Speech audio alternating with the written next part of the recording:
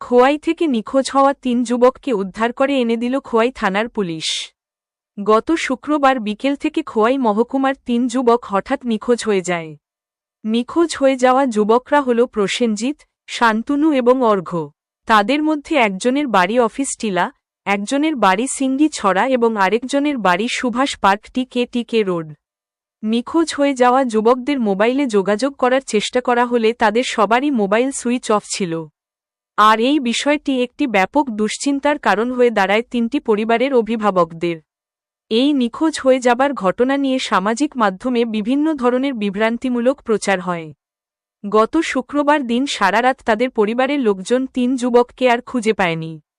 পরদিন ৩ যুবকের অভিভাবকরা খোয়াই থানায় গিয়ে মৌখিক অভিযোগ জানান। পুলিশ অভিযোগ পেয়ে প্রাথমিক তদন্তে জানতে পারেন এদের প্রত্যেকের বয়স ১৮ থেকে ১৯-এর মধ্যে, অর্থাৎ এরা প্রাপ্তবয়স্ক। পুলিশ ঘটনার খোঁজখবর করে জানতে পারে এই ৩ যুবক তাদের প্রত্যেকের বাড়িতে মিথ্যে কথা বলে একটি স্কুটিতে করে খোয়াই থেকে চলে যায় আগরতলায়। পুলিশ তদন্তে নেমে জানতে পারে তারা রাত ৩টায় তাদের এক বান্ধবীর সঙ্গে হোয়াটসঅ্যাপে ভিডিও কলিং করেছিল। সেই সূত্র ধরে পুলিশ তাদের খুঁজে বের করতে ময়দানে নামে। অবশেষে এই ৩ যুবককে আগরতলা পূর্ব থানার পুলিশ ওই রাতে যে কোন কারণেই আটক করেছিল।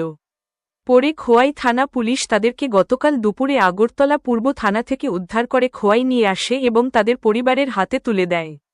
এই ধরনের ঘটনায় শুধুমাত্র জনমনে আতঙ্কই তৈরি হয় না, বদনামও হয় সংস্কৃতির শহরে। গত পরশুদিনের ৩টা ছেলে খোয়াই থেকে নিখোঁজ হয়েছে, ঘটনাটি সত্যি।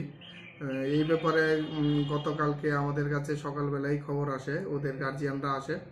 তো ওদের গার্জিয়ানরা আসার পরে আমি গার্জিয়ানদের সাথে ভালোভাবে কথাবার্তা বলি এবং বলার পরে আমাদের একটা সন্দেহ হয় ওরা আগরতলাতে রয়েছে।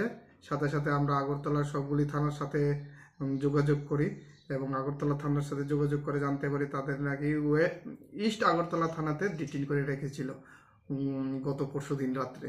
তারপরে ইস্ট আগরতলা থানা থেকে তাদেরকে উদ্ধার করে তাদের গার্জিয়ানের হাতে হ্যান্ড ওভার করি।